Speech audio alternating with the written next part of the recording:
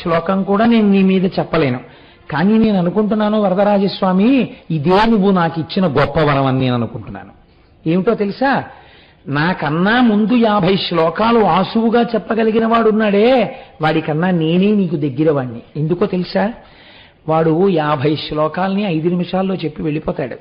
ఒక్క శ్లోకం చెప్పడానికి నేను 3 గంటలు నిన్నే ఆలోచిస్తూ పరిశ్రమ పడతాను.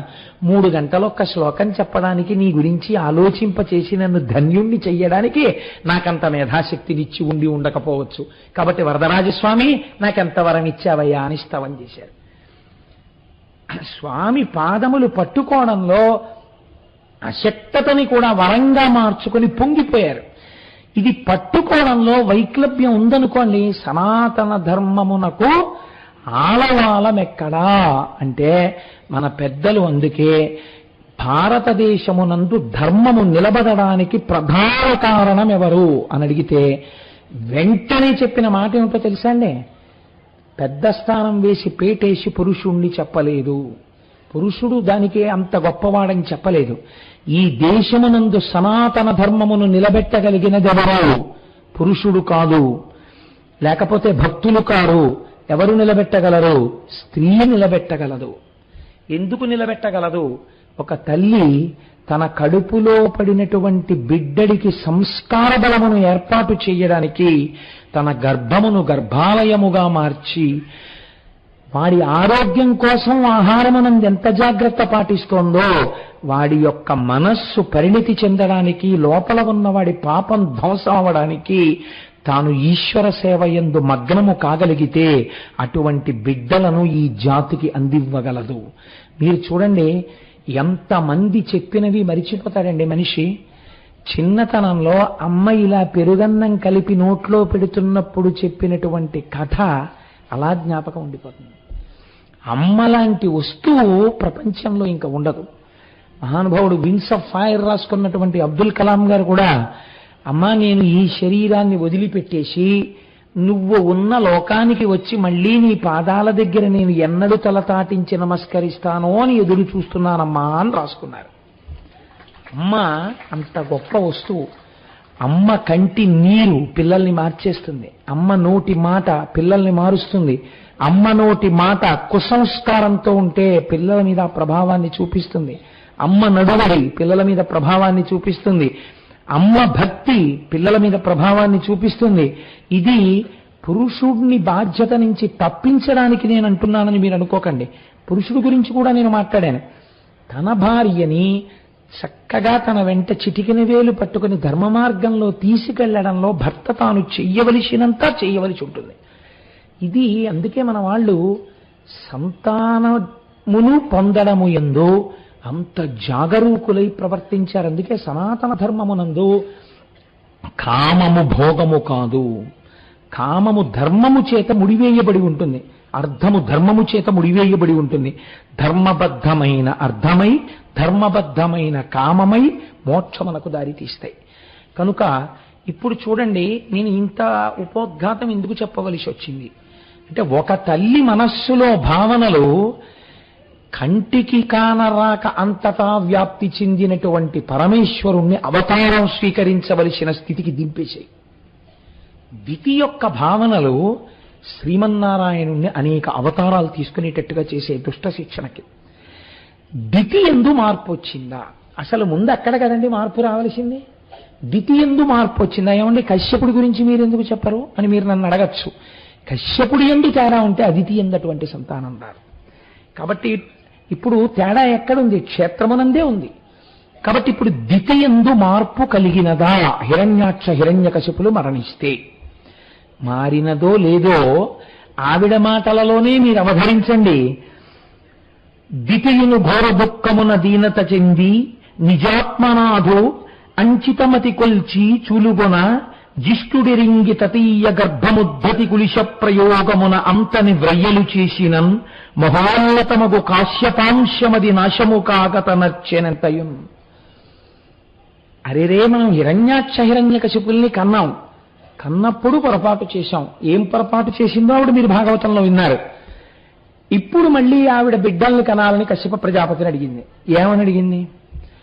కశ్యప ప్రజాపతి నేను సంతానవతిని కావాలని కోరుకుంటున్నాను, కానీ నేను సంతానవతిని అయినప్పుడు నాకు ఎటువంటి బిడ్డలు కావాలో తెలుసా? ఇంద్రుణ్ణి చంపే పిల్లాడు కావాలి. ఎక్కడుందండి దోషం? అక్కడుంది. ఇంద్రుణ్ణి చంపే పిల్లాడు కావాలి అని అడిగింది. అడిగితే కశ్యప ప్రజాపతి అన్నారు ఒక నవ్వు నవ్వి, ఓసి పిచ్చిదానా, ఇంద్రుణ్ణి చంపే కొడుకు పుట్టాలో ఇంద్రుడి చేతిలో చచ్చిపోయే పిల్లాడు పుట్టాలో ఈశ్వరుడికి ఎరుక. కానీ నీ కోరిక అదైతే తీర్చగలిగిన వాడు ఎవరో తెలుసా? నేను కాదు. భగవంతున్ జనార్దనున్ పరమున్ కృపాపారీడు సర్వాత్మకున్ జగదీశున్ సేవ చేయమతడున్ సంతుష్టుని పొంది నీకకు ఇష్టార్థములెల్లనిచ్చు అంటారు కశ్యప ప్రజాపతి. ఆ ఈశ్వరుణ్ణి సేవించమ్మా, నీకు తగిన పిల్లలు పుడతారు. కాబట్టి నువ్వు ఒక గొప్ప తపస్సు చెయ్యి. తపస్సు చేస్తున్నప్పుడు ఒకటి గుర్తుపెట్టుకో, ఇంద్రుణ్ణి సంహరించగలిగిన కుమారుడు పుడతాడు. కానీ నీ యందు మాత్రము ధర్మములో లోపము రాకూడదు. అలా ఉండగలిగితే బిడ్డడు పుట్టే వరకు నీకు అటువంటి బిడ్డడే పుడతాడు. ఏది అటువంటి సంస్కారం నువ్వు ప్రకటించి నడు అన్నారు. ఆవిడ గర్భిణి అయింది. లోపల ప్రవేశించినది కశ్యప ప్రజాపతి తేజమే. లోపల గర్భం పెరుగుతోంది. ఇది ఇంద్రుడికి తెలిసింది. ఇప్పుడు ఇంద్రుడే ఆవిడ దగ్గరకు వచ్చాడు. ఎందుకని కొడుకే అవుతాడు కదండి, మరి అదితి కొడుకు దితికి కొడుకే కదా. అమ్మా నీకు సేవ చేస్తాను అన్నాడు. ఇక్కడ ఆవిడ ఏం చేసింది? ధర్మం పాటించింది, సేవ చేయమంది. ఏమిటి ధైర్యం? నేను ఈ ధర్మానికి లోపం చేస్తే కదా వీడేమైనా చేయగలడు, వీడే నా బిడ్డల చేతిలో చచ్చిపోతాడు.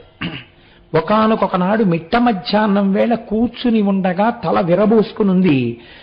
కునుకొచ్చి మోకాళ్ళ మీదకి తల వాలిపోయింది, జుట్టొచ్చి పాదాల మీద తగిలింది. స్త్రీకి అలా తగలకూడదు.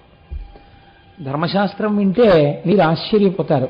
జుట్టు చివర ముడివేసి లేకుండా స్త్రీ తిరుగరాదు అని శాస్త్రం. ఇవాళ మీరు లోకంలో చూడండి, చాలా ధర్మబద్ధంగా లోకమంతా ఉండాలంటే ఎందుకుంటుందండి? కాబట్టి ఇప్పుడు ఏమైంది? ఆ జుట్టు పాదాల మీద పడగానే ఇంద్రుడు గర్భంలోకి ప్రవేశించాడు. ప్రవేశించి తన వజ్రాయుధంతో, చిత్రమైన మాట వేశారు, కులిశ ప్రయోగమున వజ్రాయుధంతో లోపల ఉన్న పిల్లవాణ్ణి ముక్కల కింద నరికేశాడు పిండాన్ని. మారుదో మారుదస్యేతి గర్భం శక్రుభ్యభాషత అంటారు వాల్మీకి మహర్షి. మారుద మారుద ఏడవకండి ఏడవకండి అంటూ నరికేశాడు. నరికేస్తే అప్పుడు ఏడ్చింది దితి. అయ్యో నిన్ను చంపే పిల్లలు కావాలనుకున్నాను, నీ చేతిలో చచ్చిపోయారు. కనీసం నీ చేత నరకపడ్డారు కనుక నువ్వు వాళ్ళకి నీ దగ్గర పదవులు ఇయ్యి అని అడిగింది. అప్పుడు మారుద మారుద ఏడవకండి ఏడవకండి అని కడుపులో ఇంద్రుడి చేత చెప్పబడ్డారు కనుక వాళ్ళని మరుత్తులు అన్న పదవులు పొందారు. వాళ్ళు మరుత్తులన్న పదవులతో స్వర్గలోకంలో వాళ్ళ పదవులను అధిష్ఠించారు. కాబట్టి ఇప్పుడు ఏమైంది? మళ్ళీ భంగపాటే నడువడియంది. ఇలా కొన్నాళ్ళు అయిపోయింది. అయిపోయిన తరువాత ఆవిడికి మరొక చిత్రమైనటువంటి కోరింది.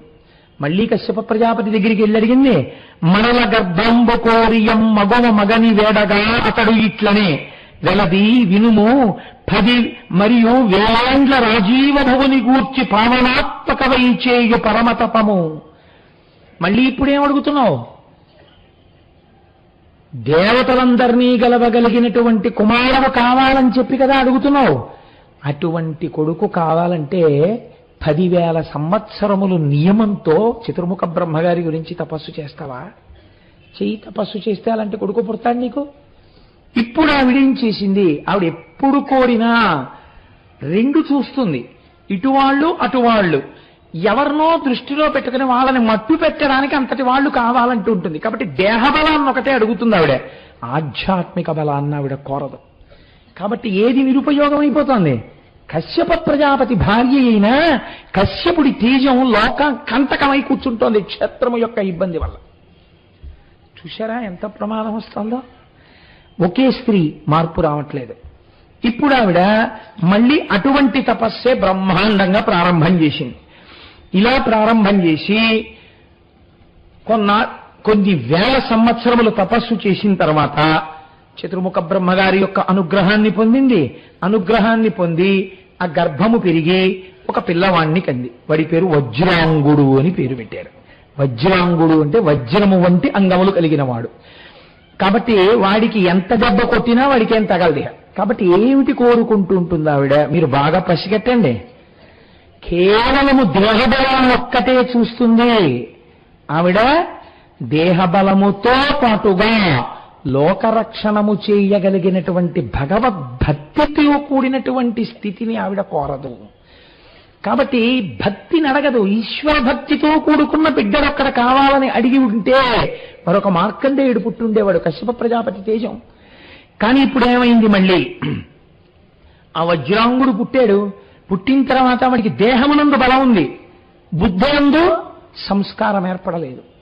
కానీ ఒక్కటి గుర్తుపెట్టుకోండి, ఈయన బయలుదేరి ఎవరిని గెలవడం మొదలు పెడతాడు? ఒంట్లో ఓపికన్న తర్వాత ఎప్పుడు జ్ఞాతులతోటే కదండి వైరం.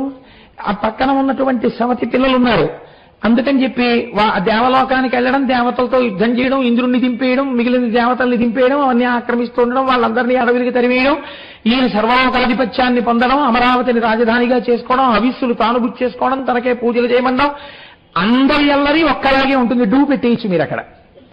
కాబట్టి అదే అల్లరి ఈయన ప్రారంభం చేశాడు. ప్రారంభం చేస్తే దేవతలు చాలా దీనులై తీవ్ర దుఃఖ భరము చెంది తత్సతుల్ బహుళ శోక సాగరంబున మునిగిరా చందమరిగి కమలజుడు కశ్యపుని తోడ కదలి వచ్చే. ఈయన ఏం చేశాడు? ఈ వజ్రాంగుడు ఇంద్రుడి దగ్గరికి వెళ్ళాడు, ఇంద్రుణ్ణి బంధించేశాడు. వరుణుడి దగ్గరికి వెళ్ళాడు, వరుణుణ్ణి బంధించేశాడు. వీళ్ళందరినీ తీసుకొచ్చి తన కారాగారంలో పారేశాడు. ఇంద్రజిత్ పడేసినట్టు పడేశాడు. పడేస్తే ఇప్పుడు ఎవరు కదిలి రావాల్సి వచ్చిందో తెలుసా అండి? అన్నన్నా పోనీ అడవులకు వెళ్ళిపోయారు, కానీ ఇదేమిట్రా బొత్తిగా ఇంద్రుణ్ణి వీళ్ళందరినీ తీసుకెళ్లి కారాగారంలో పెట్టేయడం ఏమిట్రా? దిక్పాలకులు. ఈ దిక్పాలకుల్ని సృజించిన వాడెవరు? చతుర్ముఖ బ్రహ్మగారు. ఆయన ఏం చెప్పారు? ఉరాయ్ నీకు ఈ దిక్కిచ్చాను, నువ్వు పరిపాలిస్తూ ఉండన్నారు. వాళ్ళు ఏం చేశారు? పాపం వాళ్ళ దిక్కుల్ని పరిపాలించారు. ఈయనేం చేశారు? తీసుకెళ్లి వాళ్ళని ఖైదులో పారేశాడు. ఎందుకు పారేశాడు? నేనే పరిపాలకుండి, మీరెందుకు ఇంకా? ఇప్పుడు వీళ్ళ పదవులు ఎవరు నిలబెట్టాలి? ఎవరిచ్చాడో ఆయనే నిలబెట్టాలి. అందుకు ఎవరు కదలాలి? చతుర్ముఖ బ్రహ్మగారే కదలాలి. ఎవరు వరాలిచ్చాడో ఆయన వేడుకోవాలి. ఎటువంటి స్థితి ఏర్పడుతోందో చూడండి. ముగ్గురు మూర్తులు త్రిమూర్తులను కూడా సంకట పరిస్థితులలోకి నెట్టేస్తుంటాయి దితి భావాలు. దితి కడుపున పుట్టే బిడ్డలు. ఇప్పుడు చతుర్ముఖ బ్రహ్మగారు ఎవరితో కలిసి రావాలి? ఒక్కడు వచ్చాడు అనుకోండి, చాలా అసహ్యంగా ఉంటుంది. తను మాట చెప్తే కొంచెం పక్కన కాస్త పెద్దరికంగా చెప్పేవాడు ఇంకోటి రావాలేమో, వింటాడో ఏందో.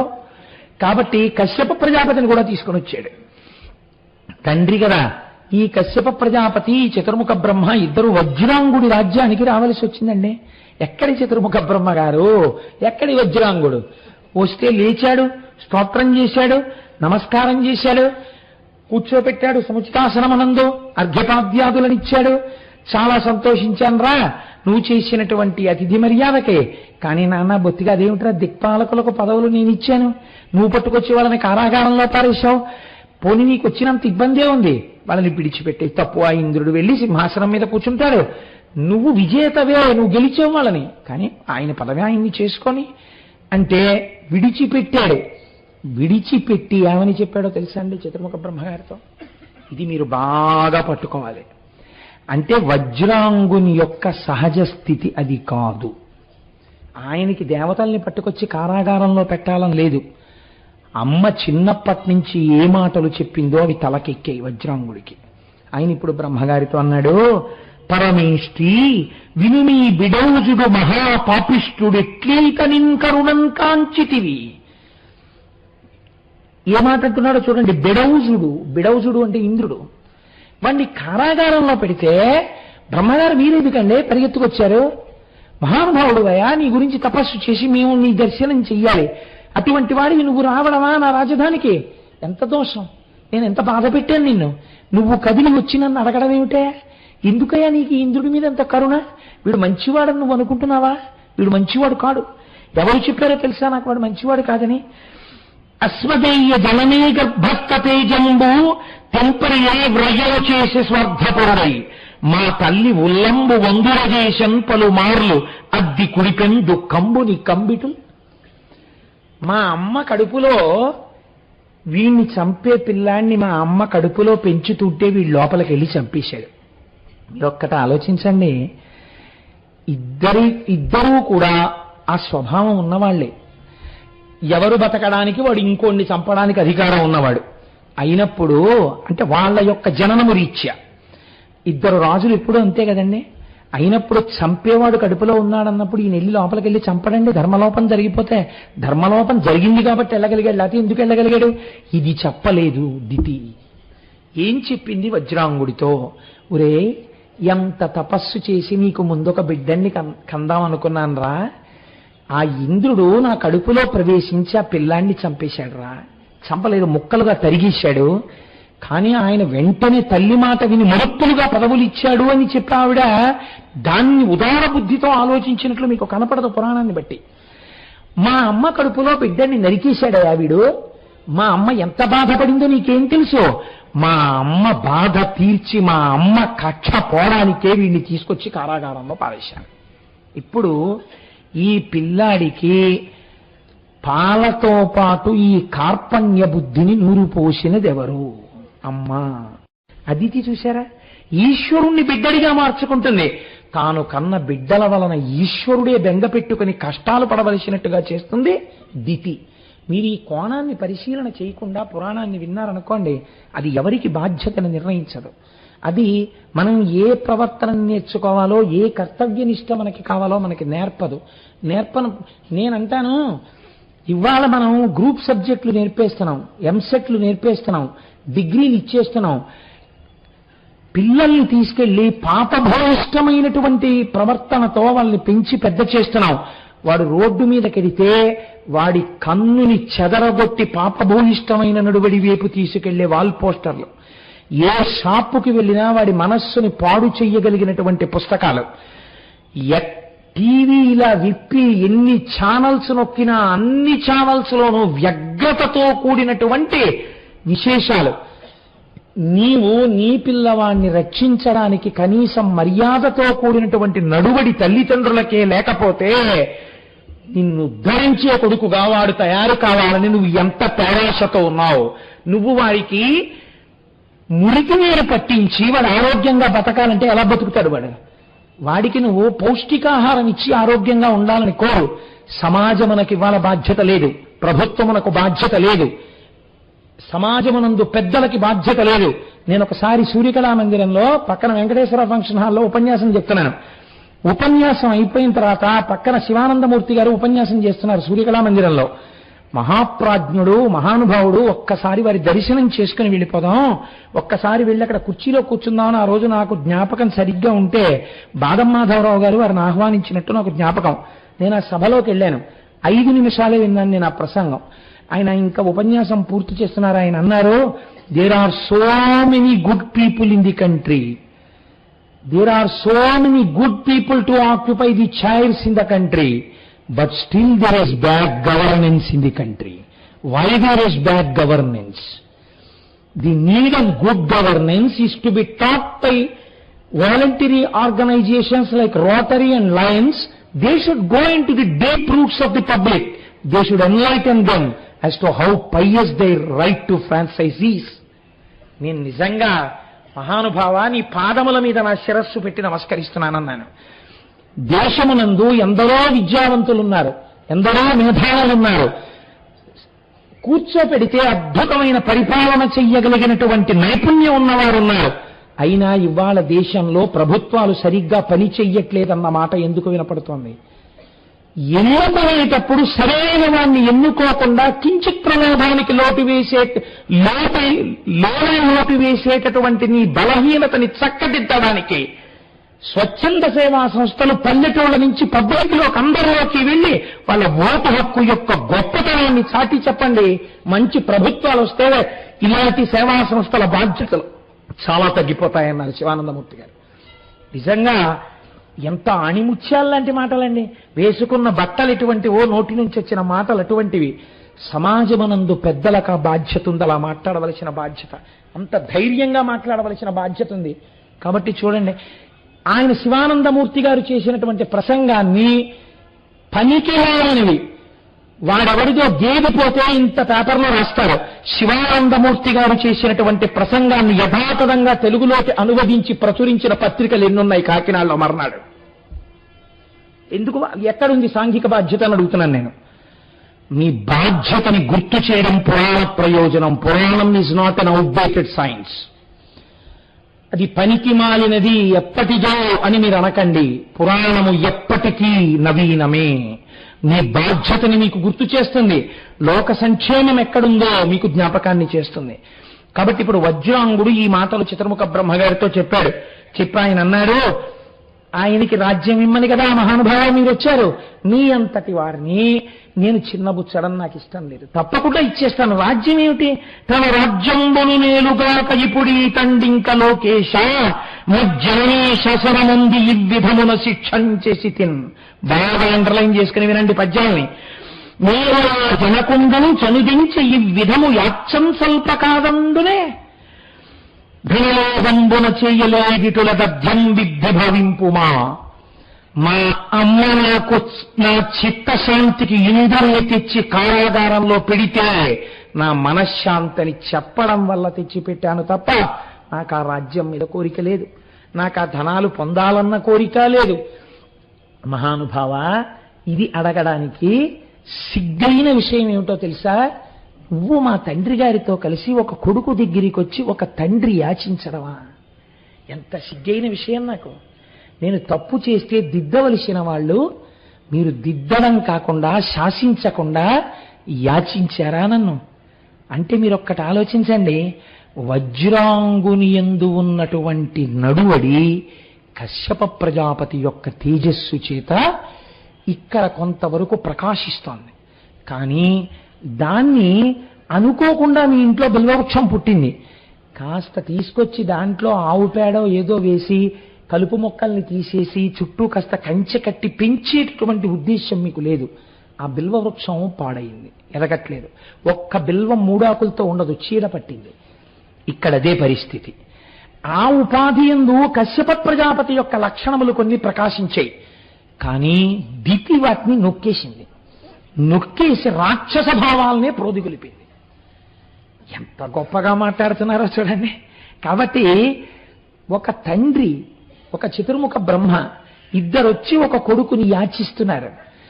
ఏమని? వాడిని విడిచిపెట్టేయమని. ఇలా మీరు యాచించడమా? మీరు యాచిస్తే మీ కోరిక తీర్చడమా? ఎంత తప్పు. ఒక్క నమ్మండి చాలు. నీ చేత యాచింపబడానన్న కీర్తి నాకొద్దు, అది అపకీర్తి. అలా నేను ఎప్పుడూ పొందకూడదు. మీ శాసనం నేను వినాలి. కాబట్టి నాకు ఈ రాజ్యం మీద కానీ, నాకు ఈ ధనం మీద కానీ, నాకు అలా చేస్తే కీర్తి వస్తుందని కానీ నాకు లేవు. మీరు చతుర్ముఖ బ్రహ్మ, మీకు నా మనస్సు తెలుసు. నిక్కంబివి, నా మనస్సు నమ్మండి, నన్ను నమ్మండి, ఇప్పుడే విడిచిపెట్టేస్తున్నాను అంటూ ఆయన అన్నాడు. ఒల్లను దారహారముల ఒల్లను రత్న విభూషణంబులే నొల్లను వాహన ప్రకరమొల్లను రాజ్యము భౌరవైభవం వల్లను దేవా తత్వముది ఒక్కటి కోరదు చెప్పుమయ్య తాళ్ళ సమస్త దుఃఖముల ఏపున దాపి సుఖంబు సంగునో. ఆయన అన్నాడు, మహానుభావ, అనుకోకుండా నా కోసం వచ్చావయ్యా ఇవాళ. నేను నిన్ను ఒక్కటి ప్రార్థన చేస్తున్నాను. నేను నిన్నేమిటి ప్రార్థన చేస్తున్నానో తెలుసా? నాకు భార్య కావాలని నేను కోరుకోవట్లేదు, నాకు హారములు కావాలని నేను కోరుకోవట్లేదు, నాకు రత్న విభూషణాలు కావాలని నేను నిన్ను అడగను, నాకు వాహనాలు కావాలని నేను అడగను, నాకు రాజ్యం కావాలని కూడా నేను అడగను. నా రాజ్యం కూడా విడిచిపెట్టేస్తాను నువ్వు ఇచ్చేయమంటే ఎవరికైనా. నాకు ఈ భోగాలు అక్కర్లేదు, నాకు ఈ వైభవాలు అక్కర్లేదు. నాకు ఒక్కసారి నువ్వు చతుర్ముఖ బ్రహ్మవి, 4 ముఖాలతో 4 వేదాలు చెప్తావు కనుక అసలు మనశ్శాంతికి ఏది కారణమో, ఏది నిజమైన తత్వమో, ఏది తెలుసుకోవాలో అది నాకు ఒక్కసారి బోధ చెయ్యరా, ఉపదేశం చెయ్యరా అని అడిగాడు. అసలు ఇలా అడిగేవాడు ఉంటాడక్కడని చతుర్ముఖ బ్రహ్మగారు పొంగిపోయి ఉంటారండి. కశ్యప ప్రజాపతి పొంగిపోయి ఉండుంటాడు ఆ రోజున.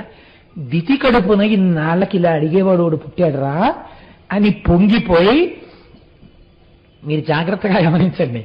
ఈయన ఇది అడిగితే బ్రహ్మగారు అన్నారు, ఏముంది నాన్న, సత్వగుణాన్ని పట్టుకుని ఉండు, ఎప్పుడు ఈశ్వరుణ్ణి నమ్మి ఉండు, నీకే ఇబ్బంది ఉండదు. ఇంకా నీకు సంసారంలో ఉంటే మాత్రం కష్టమేటియా? నీవు భగవంతుడి మీద మనస్సు పెట్టేసుకున్నాక నీకు భార్య ఉన్నా పిల్లలున్నా నీకేం బాధ ఉండదు. ఇంకా నువ్వు ఎప్పుడూ చిత్తశాంతితో ఉంటావు.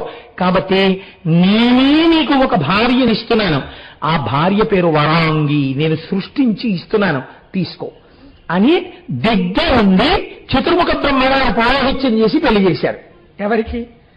వరాంగికి, వజ్రాంగుడికి. ఇప్పుడు ఈమె ఎవరి చేత సృష్టింపబడిన పిల్ల?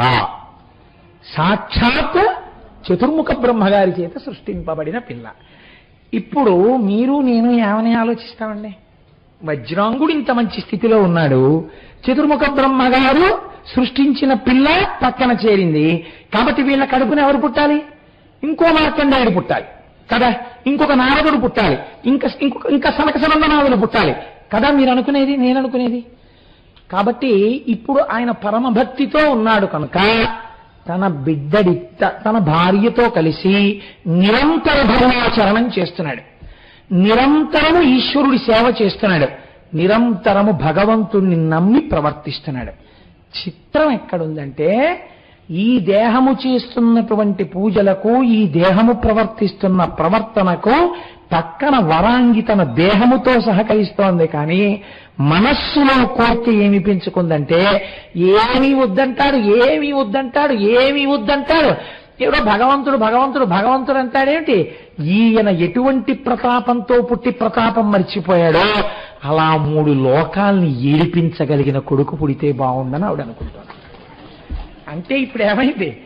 దితి కడుపున దితి లాంటి ఆడపిల్ల పుట్టవా, దితి కడుపున దితి లాంటి కోడ వచ్చింది. ఎంత ఆశ్చర్యం చూడండి. ఇలా ఎన్ని వంశాలు భ్రష్టు పట్టాయండి లోకంలో. ఇప్పుడు మీకు ఒక పెద్ద ధర్మ సూక్ష్మం తెలియాలి. ఒక భర్త మహాభక్తుడు, ఒక భార్య ఆయనతోనే కలిసి ఉన్నట్టుంటుంది. అంత మాత్రం చేత ఆయన తేజస్సు ఆమె ఎందున్న అటువంటి పుత్రుడు పుట్టాలని నమ్మకం లేదు. లేదా ఆవిడ మహాభక్తురాలు, ఆయన భక్తుడిలా ఆవిడ మాట కాదనలేని వాడిలా ప్రవర్తిస్తుంటాడు, కానీ ఆయన లోపల కోరికలు వేరే ఉంటాయి. పుట్టిన బిడ్డడు అలాంటి వాడు పుడతాడని మీకు నమ్మకం ఉండదు కదండి. కాబట్టి ఇప్పుడు ఏమైంది అంటే పాపం చాలా కాలం కలిసి పూజలు చేస్తోంది, కలిసి ధర్మానువర్తి అయింది, కలిసి ధర్మంలో నడుస్తోంది.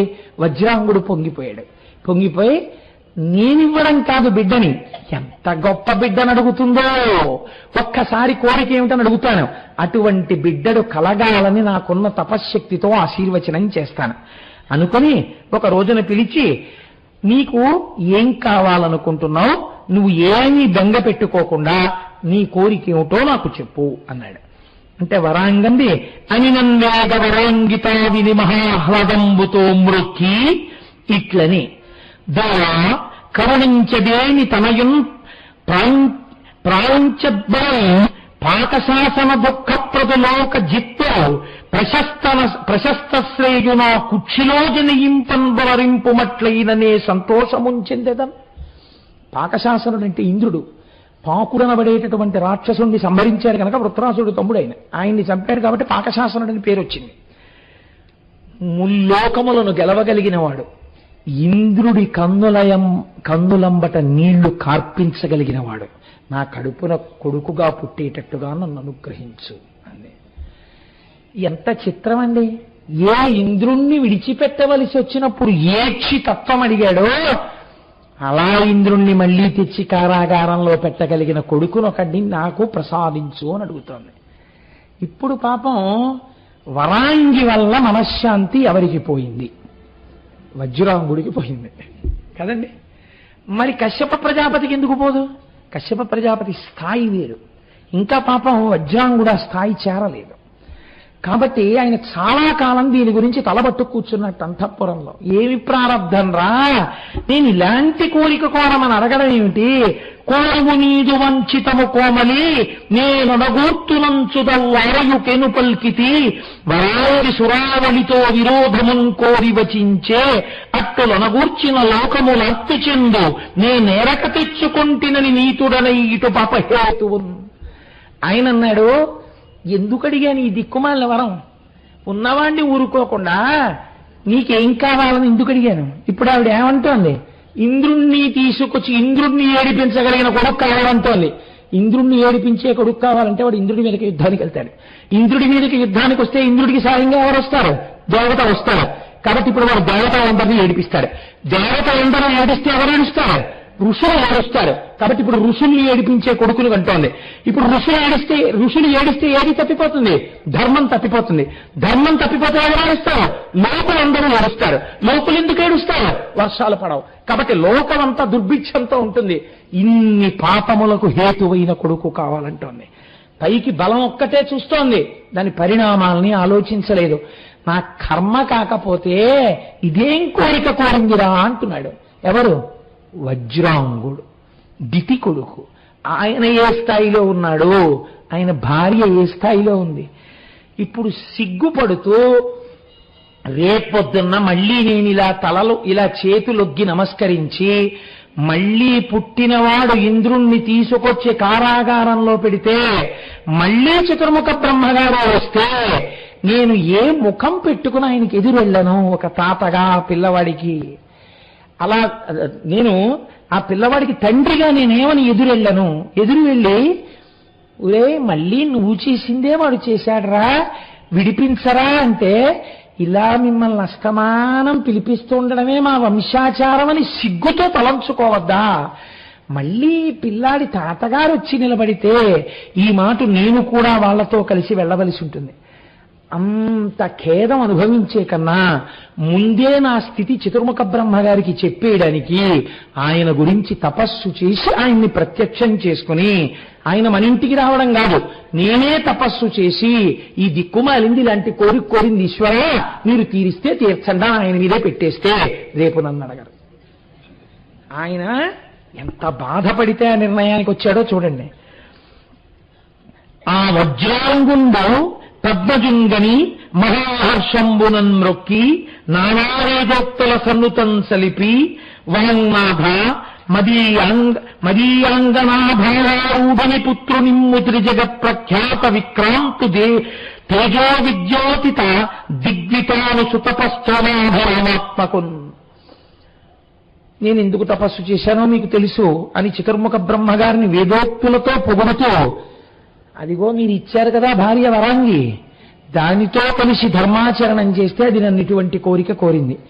అది ఎలా కోరుకుందో త్రిలోకములను బాధపెట్టేటటువంటి కొడుకుని, ఇంద్రుణ్ణి ఏడిపించే కొడుకుని, అలాంటి కొడుకుని మీరు ఆమెకి ఇప్పించండి అని చెప్పాడు. అంటే ఇప్పుడు తన ప్రమేయం లేకుండా తాను తప్పుకుని తాను చిత్తశాంతితో నిలబడిపోయాడు. ఇప్పుడు ఏమైంది మరి? ఎలాంటి కొడుకు కోరారో అలాంటి కొడుకు ఎక్కడుంటే పుడతాడా?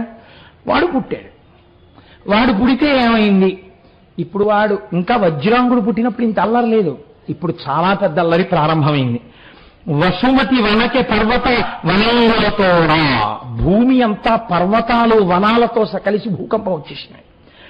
దిశలందు జ్వాల ఎంతేని గలవాయి, పోయద ప్రకరంబు పూయ వర్షంబు నుంచే ఉప్పెన చలరాజ ఉదభలందు సుడిగాత్పురేగి ఒక్కద రజంబులను గుప్పే గొప్ప మానవ పెళ్లు కూలి పొరవి పరినాశముల ప్రభాకర చంద్రముల చుట్టే నిర్ఘాంతపాతముల్ నెగడి మిగుల శునకములు తలలెత్తి రోదనలు చేసే గుడ్లగూబలు నక్కలు కూసే పశులు కారణం బించుకేని లేకయనే రయమున వదల నేత్ర పురీషముల్ బెదరి బెదరి.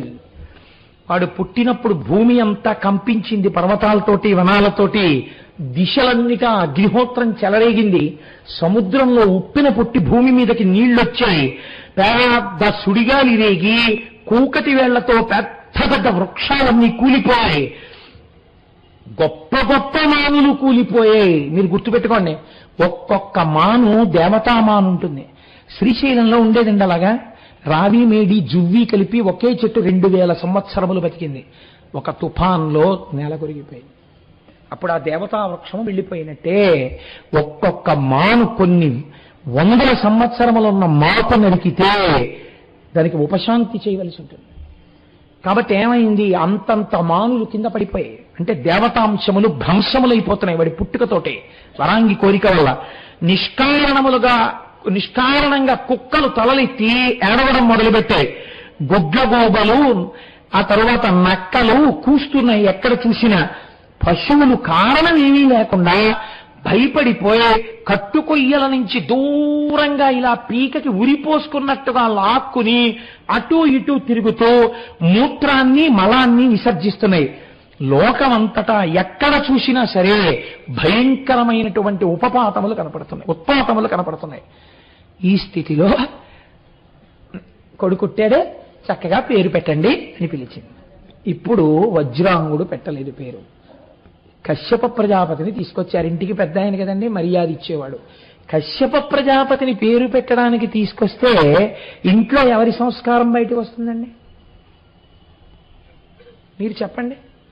వజ్రాంగుడి సంస్కారం బయటకు వస్తుంది. వజ్రాంగుడు వాడు పెట్టుకోడుగా పేరు, పుట్టిన పిల్లాడు ఎవరు పెట్టాలి? తండ్రి పెట్టాలి. తండ్రి తాను పెట్టాడా స్వతంత్రంగా? నా తండ్రి మహానుభావుడు కశ్యప ప్రజాపతి ఉన్నారు. అందుకని ఇప్పుడు వజ్రాంగుడు ఎవరిని తీసుకొచ్చాడు? కశ్యప ప్రజాపతిని తీసుకొచ్చాడు. మన వాళ్ళు ఇప్పటికీ మన గౌరవం ఇదేనండి. ఆర్షధర్మంలో ఒకవేళ తండ్రి గారు ఉంటే తండ్రి గారి పేరునేస్తారు శుభలేఖ. తండ్రి గారు శరీరం వదిలిపెడితే అన్నదమ్ముల్లో పెద్దవాడెవరున్నాడో ఆయన పేరు వేస్తారు. వేసి నా తమ్ముడి అని మిగిలినటువంటి శుభకార్యం ఏదుంటే అది రాస్తారు తప్ప అన్నగారు ఉండగా తాను వేసుకోడు పేరు. ఏం వేసుకోకూడదా? తన కూతురో తన కొడుకో పెళ్లి వేసుకోకూడదు. ధర్మం కాదు, నీ గౌరవాన్ని చెప్తుంది. అన్నగారు ఉండగా తమ్ముడు తన గృహప్రవేశం శుభలేఖ తన పేరు మీద వేసుకున్నాడు అనుకోండి, అన్నగారికి లోటు రాదు. ఆ కార్డు చూసిన వాడు అన్నగారు ఉన్నాడని తెలుసు అనుకోండి, ఆ కార్డు అన్నగారి పేరు లేకపోతే మీరు ఆ ఇంటికి గృహప్రవేశానికి వెళ్ళక్కర్లేదు. ఎందుకంటే అన్నగారి పట్లే లేదు సంస్కారం, అన్నగారి పట్లే లేదు మర్యాద. మీ పట్ల మర్యాదగా ఉంటాడని మీరు ఎందుకు నమ్ముతారు? కాబట్టి మీరు వెళ్ళక్కర్లేదు. వాడితో స్నేహం మీకు అక్కర్లేదు. మీ సంస్కారం చెప్పడానికి మీ పెద్దవాళ్ళ పేరేస్తారు. వజ్రాంగుడి సంస్కారం కశ్యప ప్రజాపతిని పిలవడంలో ఉంది కదండి. కశ్యప ప్రజాపతి వచ్చి పేరు పెట్టారు, తారకుడు అని పేరు పెట్టారు. కాబట్టి ఇప్పుడు లోకం అంది తారకాసురుడు అని పిలిచింది. తారకుడు అని ఎవ్వరూ పిలవలేదు. ఎందుకని? వాడి చేష్టితములన్నీ అలా ఉంటాయి. కాబట్టి ఇప్పుడు వాడు ఏం చేశాడు? వాడు పుడుతూనే ఒక్క క్షణంలో కొన్నాళ్ళకి పెరిగాడు, పెద్దవాడైపోయాడు. సంతోషపడిపోతున్న వాళ్ళు ఎవరు? ఇద్దరు. ఒకటి వరాంగి, రెండు దితి. చక్కటి అత్తాకోడళ్ళ ఇంట్లో. కాబట్టి ఇప్పుడు ఇలాంటి వాళ్ళిద్దరూ తయారైతే వాళ్ళు అనుకున్నారట, మీ తండ్రి గారు కోరారు వరాలు, కానీ వాళ్ళకు చిన్న అపనమ్మకం. ఎందుకు అపనమ్మకం? ఆయన ధార్మికుడు అయిపోయాడు ఇప్పుడు. కాబట్టి ఇప్పుడు ఏమని అడిగాడో బ్రహ్మగారిని, నువ్వు అడిగినట్టే అడిగాను, అలాంటి వాడే పుట్టాడు, అందుకే కానీ అక్కడ కూర్చో అంటున్నాడు. కానీ అక్కడ ఏమైనా ఒప్పుకొని వచ్చాడా పొరపాటున? అందుకని కూడా ఎందుకైనా మంచిది నువ్వు కూడా బ్రహ్మగారి గురించి తపస్సు చేసేసి నీ మానాన్ని నువ్వు కూడా కోరేస్తే ఇంకే గొడవ ఉండదు. ఇప్పుడు ఇది ఎవరి మీద అనుమానాన్ని చూపిస్తుంది? ఆ వరాంగికి భర్త మీద అనుమానం, దితికి కొడుకు మీద అనుమానం, పేరు పెట్టిన కశ్యపుడి మీద అనుమానం. ఈ అత్తా కోడళ్ళు ఎంత గొప్ప పేరు తెస్తారో వంశానికి చూడండి. అడుగు తీసి అడుగేయడంలో, మాట మాట్లాడడంలో కుటుంబాల సంస్కారాలు బయటికి వస్తాయి. అందుకే పెద్దల దగ్గరికి వెళ్ళినప్పుడు అన్నింటికన్నా మంచి మార్గం ఏంటంటే అసలు మాట్లాడకుండా ఉండడం, ఏ గొడవ ఉండదు. అదేంటమ్మా ఏమీ మాట్లాడరు అన్నారనుకోండి, బాబు మీ దగ్గర ఏం మాట్లాడుతా ఉందంటే ఒక్క మాటతో పోతుంది కదండి. వాళ్ళు ఎట్నుంచి ఎటైనా అర్థం చేసుకుంటారు, ఒక్క మాటలో సంస్కారాన్ని పసిగట్టేస్తారు. కాబట్టి ఇప్పుడు ఏమైంది అంటే ఈయన మళ్ళీ తపస్సుకు బయలుదేరి ఈయన కూడా తపస్సు. ఎటువంటి తపస్సు? మీకు మొన్న నేను రావణాసుడు చేసిన తపస్సు గురించి చెప్పాను. అది ధార్మికంగా ఉండదు, వ్యగ్రంగా ఉంటుంది, ఎవరి కోసం నువ్వు రావన్నట్టు ఉంటుంది ఆ తపస్సు. కాబట్టి ఈయన కూడా ఎలా చేశారో చూడండి. ఒక అంగేచి బాహువులు పైకెత్తి దినేంద్రు కనుగొనుచు నువ్వు రెండ్లు గడపి. ఒక్క కాలు మీదే నిలబట్టట, ఓ కాలు పైకెత్తేట. ఎందుకు? హాయిగా కూర్చుని పద్మాసనం వేసుకుని చేసుకోవచ్చు తపస్సు, అలా ఏం చేయమని లేదు. అంటే ఒంటి తీట ఇలా చేస్తా ఎందుకు రావు అంటే ఉద్ధరించడం అన్నమాట. అస్తమానం వాళ్ళకు వచ్చే భర్తతో సంసారం ఎలా ఉంటుందో అలా ఉంటుంది ఇలాంటి వాళ్ళతో పరమేశ్వరుడికి. కాబట్టి ఓ కాలు పైకెత్తి ఓ కాలు మీద నించుని, పోనీ ఏదో లోపల ఎవరిని చూడాలండి? పరబ్రహ్మాన్ని చూడాలి. కన్నులు మూసుకుని వాడు వచ్చేడు, కళ్ళు తెరుచుకుని సూర్యుడిని చూస్తుంటాడు. ఎందుకు అలాగే అంటే చూడండి, కళ్ళు నిజంగా డాజిల్ అయిపో, అయినా నేను అలాగే చూస్తాను. అలా ఎన్నాళ్ళు నించున్నాడు, 100 ఏళ్ళు. అంటే ఇన్స్టంటేనియస్, తొందరగా ఈశ్వరుణ్ణి తీసుకొచ్చి అందుకని ఉగ్ర తపస్సు మొదలెట్టాడు. పూని పాదారస్తములనే నిలిచి ఎట్లే ఇనే కంగొనచు నూరేండ్లు గడిపి. ఇప్పుడు ఓ కాలు మీద 100 ఏళ్ళు చేస్తే రాలేదు. అందుకని వాడు ఏం చేశాడంటే బొట్టన వేలు మీద నించున్నాడు. ఒక కాలి బొటన వేలు మీద నించుని సూర్యుడిని చూస్తూ 100 ఏళ్ళు. ఒకదానికి శరీరాన్ని క్లేశ పెట్టడం ఎక్కువ అవుతోంది. తనకి తెలియకుండా మనస్సు అంతర్ముఖమైపోవడం వల్ల శరీరం మీద పుట్టలు పెట్టిన స్థితి కాదు. తపస్సుని లెక్క పెట్టుకుని ఇన్ని రోజులు చేద్దాం, ఇన్ని నెలలు చేద్దాం, ఇన్ని సంవత్సరాలు చేద్దామని 1 సంవత్సరం పాటు సూర్యుడిని చూస్తూ తపస్సు, 1 సంవత్సరం పాటు బొటనవేల మీద తపస్సు. ఎందుకు ఇదంతా? ఏమిటి సిలబస్ అంటే వాడి బుద్ధి బయట పెడుతుంది. కాబట్టి ఒక చేత నేల నుండి తల క్రింద ఎగసి దర్పమున 100 ఏళ్ళు గడపి. ఇదో విచిత్రమైన తపస్సు. ఒక చేతనే నేల నుండి తల క్రింద ఎగసి ఒక చేత్తోనే ఇలా భూమిని పట్టుకుంటాడు, రెండో చేతిని భూమి మీద పెట్టడం. రెండో చేతిని భూమి మీద పెట్టి ఇలా పైకెత్తేశారనుకోండి, కాళ్ళు తల కింద పెట్టేశారనుకోండి, ఏముందండి మాకు అలవాటే శీర్షాసనం వేస్తుంటారో లేకపోతే ఏదో గారడి అలా ఎత్తుతుంటారు, ఎత్తి కొంతమంది అలా నిలబడతారండి అంటారు. వాడేం చేశాడో తెలుసండి, ఒక్క చేయ కింద పెట్టి రెండో చేయి పెట్టలేదని చెప్పడానికి అందరికీ కనపడేటట్టు ఇలా పైకెట్టి, ఇప్పుడు ఈ 2 కాళ్ళు పైకెత్తేసి ఒక్క చేతి మీద తిరగబడి తపస్సు చేశాడు. ఎందుకనంతా అంటే ఎంత అల్లరి సిలబస్ చూడండి. వాడి మనస్సుని మీకు బయట పెడుతుంది. ద్రుమశాఖ బాధపయమున నాలంబగా మెసక గౌరవించి నీరదాపి. అయినా రాలేదు బ్రహ్మగారు. వాడి కోపం వచ్చింది. పారిజాత వృక్షం ఎక్కేటవాడు. పారిజాత వృక్షం కొమ్మలు జారుగా ఉంటాయి, పడిపోతారు కూడాను, చాలా పిలుసుగా ఉంటాయి. వాడు పారిజాత వృక్షం యొక్క చిట్ట చివరకు వచ్చేసి ఇంకా ఇలాంటి దారి కింద పడిపోతాడు. అక్కడ 2 పాదాల మీద నిలబడంటే ఇప్పుడు బలవంతా పెట్టాడు. పెట్టి అలా చూస్తూ తపస్సు 100 ఏళ్ళు. ఇదంతా ఏమిటి? నువ్వు వస్తావా రావా అని అనమాట. అంత రగడ. అయిన దానికి అలకే, కాని దానికి అలకే. ఏమిటి అలక? ఇలా భార్య ఏదైనా చిన్న మాట అనేటప్పటికీ ఒళ్ళంతా జడ్డుబాను రాసేసుకు పడుకుంటుంటాడు. లేకపోతే ఒంట్లో బాగోలేదో క్రోసిన్ ఎక్కడుంది అంటుంటాడు. పాపం నిజంగా ఒంట్లో బాగోలేదో ఏమిటో ఎన్నాళ్ళు చూస్తారండి, 4 ఏళ్ళు చూస్తారా, 5 ఏళ్ళు చూస్తారా, అందులో ఉంది క్రోసిన్ అంటారు. అయిపోయింది నీ బతుకు కదండి. కాబట్టి ఇప్పుడు అలాంటి తపస్సు చేసి ఇలా అనవద్భవంగా గడిపి అగ్నిహోత్రం మధ్యలో కూర్చుని 100 ఏళ్ళు, ఎలవి జలక్షరంగా 100 ఏళ్ళు గడిపి నీళ్ల మధ్యలో కూర్చుని 100 ఏళ్ళు, అనువుగా దృఢచిత్తుడై అనిమదక్షరంబు సేవితులతడు తపంబు సెలిపే. గాలి తింటూ 100 ఏళ్ళు తపస్సు చేశాడు. ఈ తపస్సు చేస్తుంటే ఇది ఉగ్ర తపస్సు. అందులోంచి ధూమం పుట్టేది లోకాలని కాలుస్తోంది ఉగ్ర తపస్సు. కాబట్టి దేవతలందరూ వెళ్ళి వీడి తర్వాత ఏం చేస్తాడో చూద్దాం కానండి, ముందు వీడి తపస్సే కాల్చేస్తోంది, వీడి అసాధ్యం కూడా, అసలు వెళ్ళి వీడికి ఏం కావాలో అడగండి మహాప్రభు అన్నారు. సరే వీరే మీరు అడగమంటున్నారు కానీ నేనేం వెళ్ళలేక కాదు, వెడితే కాల్చేస్తాడని వెళ్లకుండా ఉన్నాను, వెళ్ళకపోయినా కాల్చేస్తున్నాడు వెళ్ళండి అన్నారు. మీరు అచ్చ తెలుగులోకి తర్జుమా చేస్తే అంతేనండి. ఇదే రాక్షసత్వం. మీరు చూడండి, కొందరు గురించి ఇదే అంటారు. ఇంటికి వెళ్ళినా కాల్చేస్తాడు, వెళ్ళకపోయినా కాల్చేస్తాడు. మీరు పోన్లే అని గౌరవానికి ఏమై కనపట్టలేదంటాడని భయం కొద్దీ ఇంటికి వెళ్ళారనుకోండి కాల్చేస్తాడు. ఏదో దెప్పి పొడుపు మాటలు 3 రోజులో 4 రోజులో బాధపడేటట్టు మాట్లాడతాడు. మీరు వెళ్ళలేదనుకోండి ఫోన్ చేసి కాల్చేస్తాడు. ఏమిటో కనపట్టలేదండి అని కాల్చేస్తాడు. అంటే వెళ్ళినా కాలుస్తాడు, వెళ్ళినా కాలుస్తాడు. కాబట్టి ముందు వెళ్ళకపోయినా కాల్చేస్తున్నాడు కాదు, వెళ్ళు. కాలుస్తాడో కాస్త ఓదార్పు ఉంటుందో, మధ్యలో చిన్న గ్యాప్ ఏమైనా ఉంటుందేమో వెళ్ళన్నారు. అంటే పాపం చిత్రముఖ బ్రహ్మగారు వెళ్ళారు. ఇదే రాక్షసత్వం అంటే. వాడి తపస్సే ఇలా ఉంటే ఇంకా కోరికలు పుచ్చుకున్నాక ఎలా ఉంటాడండి వాడు? వాడి కోరికలు ఎలా ఉండి ఉంటాయి బహుశా? మీరు ఆలోచించండి.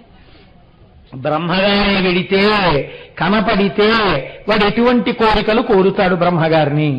వాడే కోరవా, ఇంకా లోకం ఎలా ఉంటుందప్పుడు? కాబట్టి ఇప్పుడు పాపం చతుర్ముఖ బ్రహ్మగారికి మరొక అవకాశం లేక వెళ్లి ఎదురుగుండా నిలబడి ఆ కమండలంలో జలాలు ప్రోక్షించి, ఒరే నాయనా నేను ప్రత్యక్షం అయ్యాను, ఏమిట్రా నీ కోరిక, ఎందుకు ఇంత ఉగ్ర తపస్సు అని అడిగాడు. వాడు అందుకోసమే చూస్తున్నాడు. నమస్కారం పెట్టి వాడు అన్నాడు, సకలలోక విధాత నీవు ప్రసన్న భావము చెందా మరొకటి తక్కువైందిని. ఇదో చిత్రమైన మాట. ముందరి కాళ్ళకి బంధం వేయడం, సకలలోక విధాత, మీరు నా యందు ప్రసన్నులైతే అసలు నేను అడిగిన కోరిక తీరకపోవడం అన్నది ఉంటుందా? అంటే వీడు అడిగింది ఇచ్చి తీరాలని ముందే చెప్పడం. వరమందని తగియున్నచో, ఈ వరాలు నేను పొందచ్చను నువ్వు అనుకుంటే, అంటే ఏమిటి, నా తపస్సుకే వచ్చారు కదా నువ్వు. ఎటువంటి తపస్సు చేశాను? తగవంటే మళ్ళీ మొదలుతాను ఇంకా ఎక్కువ తపస్సు. కాబట్టి వరముందా నీ తగియున్నచో సకల నిర్జర రాజ్య గెలవద శక్తి నిమ్ము.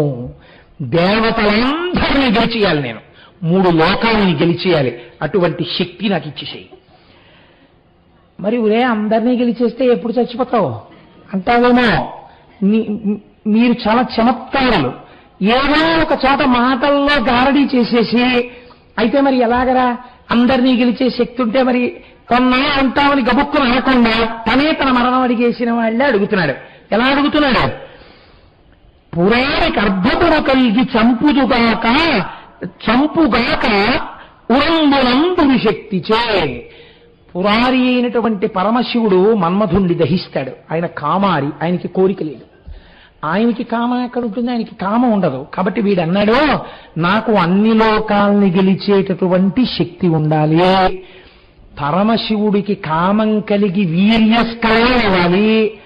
ఆయనకి కామం కలిగి వీర్యము స్ఖలనమైతే ఆయనలోంచి కొడుకు పుడితే వారి చేతిలో నేను చచ్చిపోతానన్నాడు. ఆయన అయ్య బాబోయ్ ఏమి కోరికరా, ఎవడూ ఊహించలేడు నీ కోరికని అని లోపల సాంబ సదాశివుణ్ణి తలుచుకొని తథాస్తు అని భారంగా హంసనెక్కి వెళ్ళిపోయాట. ఇంకా ఉపద్రవాలు మొదలు కదండి. మరి వెళ్ళిపోయి ఇంకా వీడితో ఎందుకు వచ్చిన గొడవ అని చెప్పి వీడిని 3 లోకములకు రాజ్యాభిషేకం చేసేశారు. కనీసం ఎవరిని కొట్టడానికి రాకుండా ఉంటాడేమో, కొత్త గొడవ వెళ్ళిపోతుంది. ముందే రాజ్యాభిషేకం చేసేసారనుకోండి, ఇంకేముంటుంది. దొంగలు ఇంట్లోకి వచ్చాక మీరేం కొట్టడం లేకపోతే అరవడం చేయకండి, మాకు బీపీ ఉంది, ఎందుకు నిష్కారణంగా చచ్చిపోతాను లేనిపోని కూడా, మీకేం కావాలో చెప్పండి, అన్ని బీరువాల తాళాలు ఇవ్వో, లాకర్లు చెస్ట్లు అన్నీ తెరిచేస్తాను, మీరేం కావాలో చెప్పండి, అనుమానం అక్కర్లేదు, అన్నీ పెట్టేస్తాను మీ దగ్గర అన్నారనుకోండి, కనీసం ప్రాణాలు దక్కుతాయని పోతాయి. అందుకే కదండి దొంగలు ఇంట్లోకి వస్తే చాలా ఒబీడియంట్ అయిపోతారు, దొంగలు బయట ఉంటే వైల్డ్గా ఉంటారు. కాబట్టి ఇప్పుడు వాడికే రాజ్యం ఇచ్చేస్తే గొడవ వదిలిపోతుంది కదా. త్రైలోక్య పట్టాభిషేకం చేసేశారు. వాడికి ఏం కావాలి? వాడికి పట్టాభిషేకం ఒకటి కావాలి. వాడికి మామూలుగా నామమాత్రావశిష్టమైన అధికారం వాడికి అక్కర్లేదు. వాడేం వజ్రాంగుళ్ళు లాంటి వాడు కాదు. వాడికి లోకంలో పేరిన్నిక కన్న వస్తువులన్నీ ఏమున్నాయో అవన్నీ కావాలి. ఎవరి దగ్గర ఉన్నాయో వాడికి తెలుసు. కాబట్టి ఇప్పుడు వాడు అడగకుండానే తెచ్చి అక్కడ పెట్టకపోతే తలకాయలు తీసేస్తాడు. ఎందుకని వాడికి ఆ శక్తి ఉంది. కాబట్టి ఎవరెవరైనా బతుకొచ్చేసేట దేవేంద్రుడు గబగబా తను దిగిపోయి తీసుకొచ్చి తన ఐరావతం అక్కడ పెట్టేశాడు. చూస్తున్నాను తెస్తావో తేవో అని కూర్చోలాగా అన్నాడు. కూర్చున్నాడు. పోనీ ఊరుకున్నాడా? పాపం ఏదో పోన్లో కూర్చున్నాడు, గోవా వెళ్ళిపోయిందని కూర్చున్నాడు. ఆయన కుబేరుడు తీసుకొచ్చి నవనిధులు అక్కడ పెట్టేశాడు. కూర్చోలా అన్నాడు. కూర్చున్నాడు. వరుణుడు వచ్చాడు. ఉచ్చైశ్రవం లాంటి గుర్రాన్ని తీసుకొచ్చి అక్కడ పెట్టాడు. కూర్చో అక్కడ కూర్చున్నాడు. ఋషులు భయపడిపోయి తీసుకొచ్చి కామధేనువుని ఇచ్చేశారు. వాళ్ళ కామధేనువు పాలతోటి స్వాహాకార వషత్కారం చేస్తారు యజ్ఞయాగాది క్రతువులు. వాళ్ళు తీసుకొచ్చి ఆ ఆవుని ఇచ్చేశారు. అంటే అసలు చిత్రం ఏమిటంటే అసలు తారకాసురుడు యుద్ధానికి వెళ్ళలేదండి. వాడు వెళ్లకుండా పట్టాభిషేకం చేసి వాడు వెళ్ళి తెచ్చుకోకుండా వాళ్ళే అన్ని తెచ్చి అక్కడ పెట్టేశారు. అంటే వీడు ఎంత శక్తివంతమైన రాక్షసుడో మీరు ఆలోచించండి. వీడు ఎప్పుడు చచ్చిపోతాడు? శివుడికి కొడుకు పుట్టాలి. అసలు శివుడికి వీర్యస్కాలం ఏమిటి? వీర్యం నుంచి కొడుకు పుట్టడం ఏమిటి? ఆయనకి అసలు కామారి, ఆయనకి అసలు మన్మథ ప్రకోపం ఆయనకి లేదు. కాబట్టి ఇప్పుడు అసలు లోకంలో ఇప్పుడు పెద్ద గొడవ ఏమిటంటే శివుడికి కొడుకు ఎలా పుడతాడని. అందుకు కదా మన స్వామి రావాలి. కాబట్టి ఇప్పుడు ఏమైంది? ఇటువంటి కోరికలు కోరితే సూర్యుడు వచ్చి ఆయన ఒక బహుమానాన్ని ఇచ్చి అక్కడ పెట్టి ఆయన వెళ్తే అక్కడ కూర్చోన్నాడు. కూర్చున్నారు పాపం. వెళ్ళి కూర్చుంటే ఊరుకున్నాడా? ఊరుకోలేదు. వాళ్ళని పిలిచి అన్నాడు, మీరందరూ అలా కూర్చుంటే నేను ఒప్పుకోను. మీరందరూ ఇన్నాళ్ళు ఏం చేశారు? మంచి మంచి పదవులు చేశారు. మీరు ఈ పదవులను బాగా నిర్వహించడం వల్ల మీకు కొన్ని పదవులు చెయ్యడంలో మంచి తర్ఫీదు వచ్చింది. అవి బాగా చెయ్యగలరు. కాబట్టి నేను చెప్తాను, మీరు ఆ పనులు చెయ్యండి. ఏం చేస్తారో తెలుసా? మారుతుందో ఇల్లే రాజ్యం. గాలి ఏం చెయ్యాలో తెలుసా? తెల్లవారక ముందే నా రాజ్యంలో ఉన్న ప్రతి ఇంటి ముందు ఉన్నటువంటి గడ్డి గాదం అన్ని తుడిచేసి అవన్నీ తీసుకొచ్చి పెంటకుప్పల కింద పోసి సిద్ధంగా ఉంచాలి. ఒక్క ఆకు ఎగరకూడదు, పెంటకుప్ప మీద గాలి వేయకూడదు, ఇళ్లల్లో ఆకు ఉండకూడదు, అలా తుడిచేయాలి గాలి. ఆయన కర్మ. నమస్తే వాయో త్వమేవ ప్రత్యక్షం బ్రహ్మాసి. ఇవాళ స్వీపర్ పోస్ట్. ఇప్పుడేంటి, ఒక ఇంటికి కాదు అన్ని ఇళ్లలో గాలి తుడిచేయాలి. పెంటకుప్ప మీద కదలకూడదు గాలి, ఆకు ఎగరకూడదు, పెంటకుప్పలు అలాగే ఉండాలి. కాబట్టి నువ్వు అలా చేయి. కాదంటే తలకాయ ఎగిరిపోతుంది. అలాగేనండి బాబు, అలాగే చేస్తాం. కాబట్టి ఇప్పుడు కలయంతి చెల్లును గంధహర్త. వరుణ, నువ్వేం చేస్తావో తెలుసా? నువ్వు వరుణుడివి, నీకు జలాలకు సంబంధించిన విషయం బాగా తెలుసు. రోజు నీళ్లలో ఆవు పేడ కలిపి అన్ని ఇళ్ల ముందు చల్లు. కాబట్టి నువ్వు కలాబీ చల్లుతుండు. వైశ్వానరుండు మేల్ వంటకం బనాయించు. అగ్నిహోత్రుడా, నువ్వేం చేస్తావో తెలుసా? మంచి వంటలు చేస్తుండు, వంటవాడి కింద ఇంట్లో ఉండి. అయ్యా అలాగేనండి. రక్షకధరుడై పరంగు యముడు. యమధర్మరాజు గారు, మీరేం చేయక్కర్లా, ఎవరిని చంపక్కర్లా, ఎవరిని చంపాలో మేము చూస్తాం. ఇంక నుంచి మీరు మా ఇంటి ద్వారం ముందు నుంచి ఉండండి శూలం పట్టుకుని. మీరు మాకు సెక్యూరిటీ ఆఫీసర్. అంటే యముడు పాపం అలా చేతులు కట్టుకుని ఆయన నించున్నాడు. అంటే ఇప్పుడు దిక్పాలకులందరి యొక్క పదవులు తీసేశారు మిగిలిన వాళ్ళు. ఈయన తీసేయన్నారు. వాళ్ళ ప్రయోజకత్వాన్ని ఎంత అధమ స్థాయిలో వాడుకుంటున్నాడో చూడండి ప్రభు. అంటే మీరు లోకంలో తేలిక మాట వాడుతుంటారు, శాడిజం అని. అంతటి వాడి చేత ఇంతటి హీనమైన పని చేయిస్తే ఒక్కొక్కడికి తృప్తిగా ఉంటుంది. అంటే రాక్షస ప్రవృత్తి కలవబెట్టిన వాడు తారకుడు. కాబట్టి ఆయన ఆ పని చెప్పాడు. చెప్పి అశ్వినీయులు కొంతరమరిక వజ్జులై. అశ్వినీ దేవతలు ఏం చేయాలో తెలుసా? ఉపాధ్యాయులై పాఠాలు నేర్పుతూ ఉండాలి. దానికి బృహస్పతిని వాళ్ళని పెట్టడు ఆయన. మధ్యలో ఎక్కడైనా శ్రీ మహావిష్ణువు గురించో శివుడి గురించో అయినా చెప్పేస్తారేమో అని వాడికి అనుమానం. అందుకని అశ్వినీ దేవతల్ని పెట్టేది అక్కడ తీసుకొచ్చి. బొక్క సంబోధించు ఎక్కువగా. కుబేరుడు ఏం చేయాలో తెలుసా? లోపల డబ్బు బాగా పెరగడానికి ధనాగారంలో ఎలా అవతలవాన్ని పీడ ఇచ్చేసి ఎక్కడెక్కడ ఏమున్నాయో ఎలా కొట్టుకొచ్చేయాలో, ఎవరి దగ్గర ఎంత డబ్బు ఉంటుందో నీకు బాగా తెలుసు. ఆ లిస్ట్ అంతా తయారు చేసి అవన్నీ మనకు ఆస్పోషాగారానికి వచ్చేట్టు నువ్వు ఏర్పాటు చేయి. అలాగేనండి బాబాయ్. అందుకని ఆయన అలా పెట్టాడు. తుంబురుందారించు తోంపు గానంబు. తుంబురుడు ఏం చేయాలో తెలుసా? ఎప్పుడు ఏదో భగవంతుడి గురించి కీర్తనలు చేస్తూ ఉంటాడు. రేపటి నుంచి అలా చేయడానికి వీల్లేదు. తుంబురుడు రేపటి నుంచి వచ్చి నేను హాయిగా నా భార్యతో కలిసి కూర్చుంటాను, కచేరీ చెయ్యాలి. ఆ కచేరీ విని నేను సంతోషిస్తాను. ఆ కచేరీలో శ్రీమన్నారాయణుణ్ణి పరమశివుణ్ణి కీర్తనలు చేస్తాను అంటే కుదరదు. అమ్మవారి మీద కీర్తనలు చేస్తానంటే కుదరదు. దేని మీద కీర్తన చేయాలి? తారకుడి మీదే కీర్తనలు చేయాలి. కాబట్టి ఇప్పుడు తుంబురుడు ఆ పని చేస్తుండాలి. నాట్యమత్సరసి. అప్సరసలందరూ షిఫ్ట్లు వేసుకుని నా ముందు నాట్యం చేస్తూ ఉండాలి. కాబట్టి వీళ్ళందరూ ఈ పని చేస్తూ ఉండాలి. అనుదినం దినుడు అర్హమవు నట్టు లెండకన్నాడు. సూర్యుడు నా రోజు పనిని చూడాలి. ఇవాళ తారకాసురుడు బయటికి వెళ్తున్నాడు, చాలా తక్కువ ఎండ కాయాలి.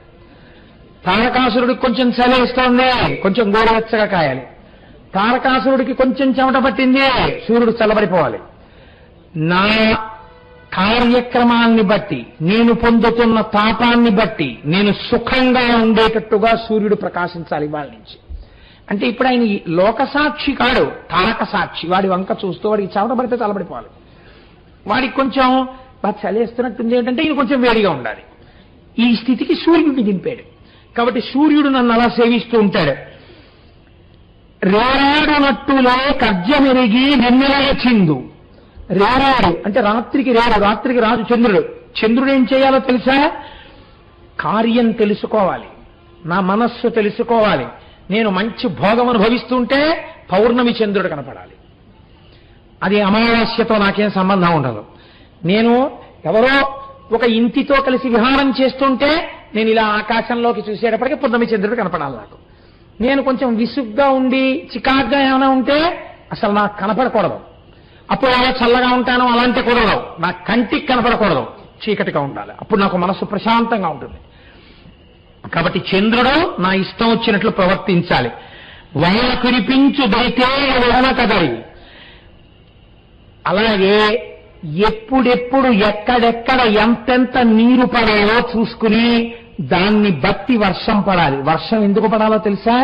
పండడానికి కాదు, తాగడానికి నీళ్లుండడం కోసమే. భూమి ఏం చెయ్యాలి? నీళ్లు వానలు పడలేదండి నేను పండనండి, చీడలు పట్టాయండి అంటే కుదరదు. నువ్వేం చెయ్యాలి? నువ్వు 3 పంటలు పండేవి. ఇలా చల్లేస్తాం, విత్తనాలు వెళ్ళిపోతాం, అంతే. నువ్వే పెంచేసుకోవాలి, నువ్వే కంకులు చేయాలి, అద్భుతమైన పంటలు పండేయాలి. ఇది భూమి యొక్క బాధ్యత. ఎవరెవరు ఏం చెయ్యాలో బాధ్యతలు వేసేశాడు ఆఫీస్ ఆర్డర్ వేసేసి, ఇంద్ర నీకు ప్రధానమైన పని ఒకటి అప్పచెప్తున్నాను. ఏమిటో తెలుసా? నా రాజ్యమునందు ఎవ్వడికి దాహం కలగకూడదు. ఎవరెవరు ఎక్కడ దాహంతో ఉన్నారో వాళ్ళకి అక్కడక్కడ అవసరమైనటువంటి మేఘాలు పట్టుకెడుతూ ఉండడం, వాటర్ పోస్తూ ఉండడం, వస్తూ ఉండడం. అంటే ఇంచుమించుగా మున్సిపల్ వాటర్ ట్యాంక్ డ్రైవర్ ఆ పోస్టుకి తీసుకొచ్చాడు. తీసుకొచ్చి వీళ్ళందరికీ శాసనం చేసి చక్కగా వెళ్ళి సింహాసనం మీద కూర్చుని రాజ్య పరిపాలనం చేస్తున్నాడు. చేస్తుంటే వీళ్ళందరూ కలిసి శ్రీ మహావిష్ణువు దగ్గరికి వెళ్ళారు. వెళ్ళి, మహానుభావ, ఇతపూర్వం నీ సుదర్శన చక్రం మమ్మల్ని రక్షించింది, ఇప్పుడు కూడా నీవు మమ్మల్ని రక్షించు. ఈలోగా రానే వచ్చాడు తారకుడు. శ్రీమన్నారాయణుడితో యుద్ధం మొదలెట్టాడు. శ్రీమన్నారాయణుడు తన సుదర్శన చక్రాన్ని ప్రయోగించారు. భక్తుల బాధ తీర్చడానికి నాకు చేత కాదనడు పరమాత్మ. తన ప్రయత్నం తాను చేశాడు. కానీ అది ఆయన కంఠమునందు పుష్పమైపోయి రాజిల్లింది. కారణం ఏమిటి? వాడికి వరం ఉంది అవతల. కాబట్టి ఎవరూ ఏం చేయలేరు. అప్పటికి ఎటువంటి మాయమాటలు మాట్లాడాలో అటువంటి విష్ణుమాయ ప్రసరింపజేసి శ్రీ మహావిష్ణువు తప్పుకున్నారు అక్కడి నుంచి. ఇప్పుడు అందరూ కలిసి బ్రహ్మగారి దగ్గరికి వెళ్ళారు. బ్రహ్మగారి దగ్గరికి వెళ్ళి, అయ్యా, ఇప్పుడు మాకొక గొప్ప ఇబ్బంది వచ్చి పడిందండి. పరమశివుడికి ఒక కొడుకు పుట్టాలి. ఎందుకు పుట్టాలి? ఆ కొడుకు పుడితే ఆ పుట్టినటువంటి కొడుకు ఈ తారకాసురుణ్ణి సంహరిస్తాడు. అప్పటి వరకు మాకు ఈ లోకంలో మనశ్శాంతి లేదు.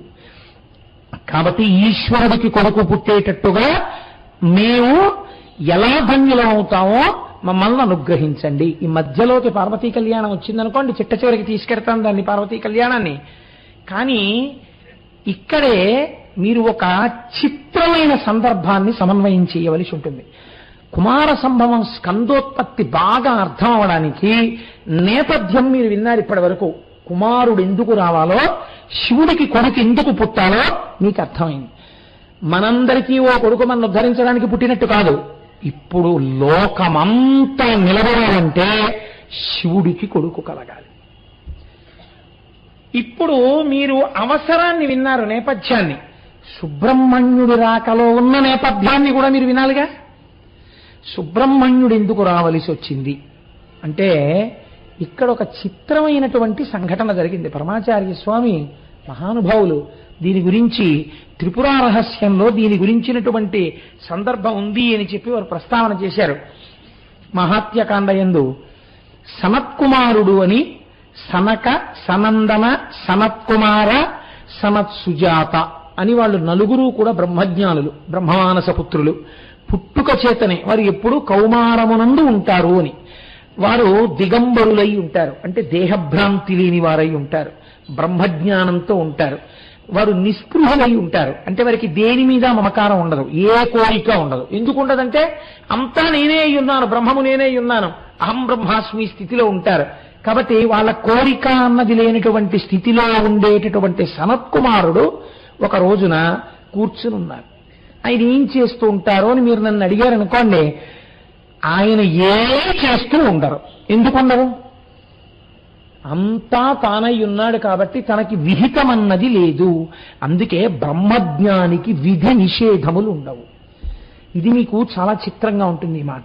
ఎందుకో తెలుసా అండి, ఒకరు భగవాన్ రమణ మహర్షి దగ్గరికి వెళ్ళారు. వెడితే ఏడిచారు. ఏడిస్తే రమణులు అన్నారు, దేనికి ఏడుస్తున్నావు అని అడిగారు. ఏదో వాడి అదృష్టం బాగుంది, ఆయన ఆ రోజున మాట్లాడారు. ఎందుకు ఏడుస్తున్నావు అని అడిగారు. అయితే ఆయన అన్నాడు, ఎందుకు అంటారేమిటి మహాప్రభు, నేను ఎన్ని పాపాలు చేశానో చెప్తే మీరు హడిగిపోతారు. అన్ని పాపాలు చేశాను, నా వంటి వాణ్ణి కూడా ఈశ్వరుడు ఎలుకుంటాడా అని అడిగాడు. నీకెందుకెంత బెంగ? ఎంత దూదికొండైనా ఒక నిప్పురవ్వకి కాలిపోతుంది. నువ్వు భగవంతుడి పాదాలు పట్టుకొని ఈ పాపాలు పోతాయి, భయం లేదన్నారు. నాకు ఆ నమ్మకం కలగట్లేదన్నారు. అంటే రమణ మహర్షి అన్నారు, పోనీ నీ పాపాలు పోవడానికి ఏం జరిగితే నమ్ముతావు, నీ పాపాలు పోతాయని అన్నారు. నా పాపాలు మీరు పుచ్చేసుకుంటారా అన్నాడు. ఆయన ఏదో కూర్చున్నారు, ఇలా చూశారు, పార్వతీ పరమేశ్వర్లు కనపడ్డారు అని మళ్ళీ ఇలా తిరిగారు. తిరిగితే కొంచెం కోపం వచ్చింది. పార్వతీ కోపం రాలేదు, సంతోషించారు. ఇదిరా బ్రహ్మజ్ఞానం అంటే. అబ్బో పార్వతీ పరమేశ్వరులు వచ్చారని చెప్పేసి గబగబా 4 శ్లోకాలు చెప్పేసి వేర మంత్రాలు చెప్పేసి సాష్టాంగ పడిపోయి చేయట్లేదు. ఎందుకని? ఇదేగా నాకు అంతటా కనబడుతున్నది, ఇదే ఇక్కడ కనబడుతోంది అంటే అంతటా